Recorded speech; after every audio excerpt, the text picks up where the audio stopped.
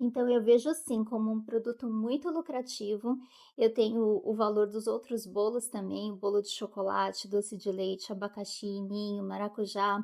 Dentro da minha pesquisa, o mais barato é o bolo de abacaxi e o bolo de chocolate. Mas vai depender, como eu disse, do lugar que você mora, porque você pode de repente estar comprando em um atacadão, um lugar que vende em maior quantidade, vai estar pagando menos, então você também vai ter que fazer uma pesquisa para estar comprando os ingredientes com menor valor também, para o seu lucro ser sempre mais alto.